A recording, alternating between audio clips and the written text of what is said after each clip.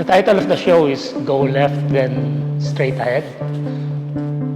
I didn't really conceptualize the show with the title in mind. So my working process is I do the works. These are works that I made from late 2020 up to the present. So what I do is I work every day, and then I curate my works for the show.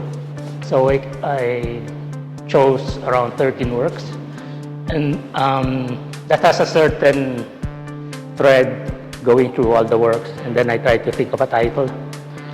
I had several titles in mind, but one night my wife was studying a language course in the internet, and she read the phrase "go left then straight ahead," and I felt it was a fit to the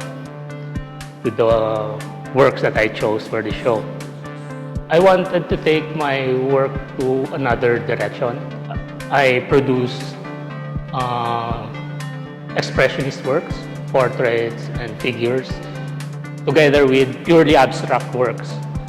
This time I sort of combine figurative with abstract shapes. They're not totally abstract. You can see you can recognize some forms, some objects, and combine it with gestures and abstract shapes. Sometimes I start with the subject or the theme, but it changes while I'm doing with the work.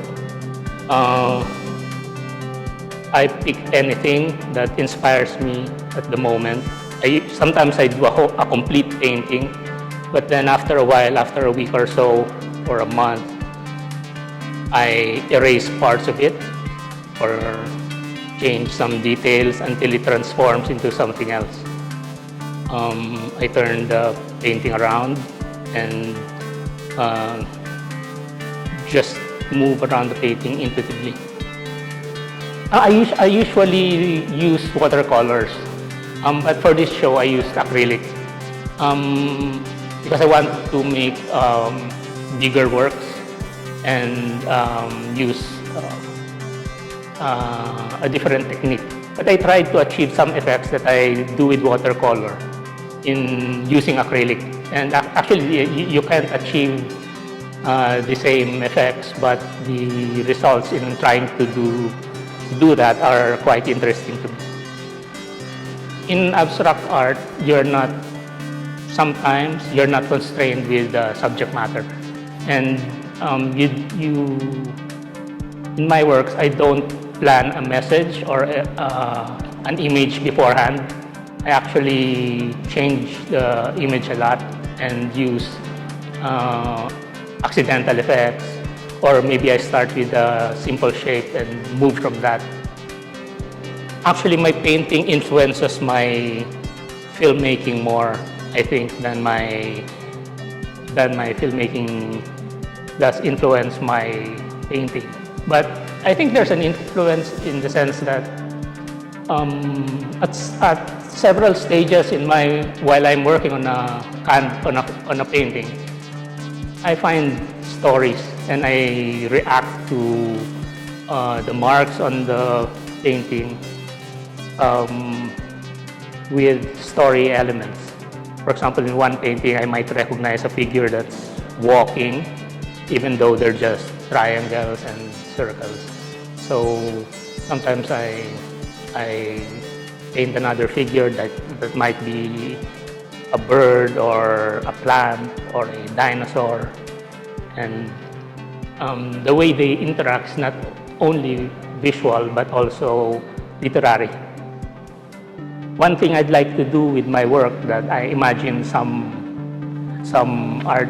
young artists might benefit from is to keep on exploring the language and the medium and try to go beyond what you know and what you have learned in school or from other things. Because I feel that one of the main important things in an artwork is to produce something interesting to look at. One of the difficult things, one of the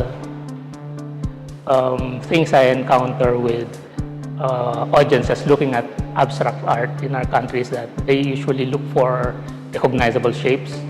Sometimes you have to tell the viewer to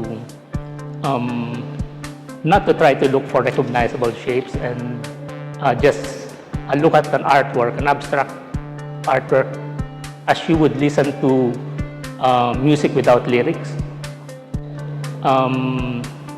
That also influenced how I titled the works.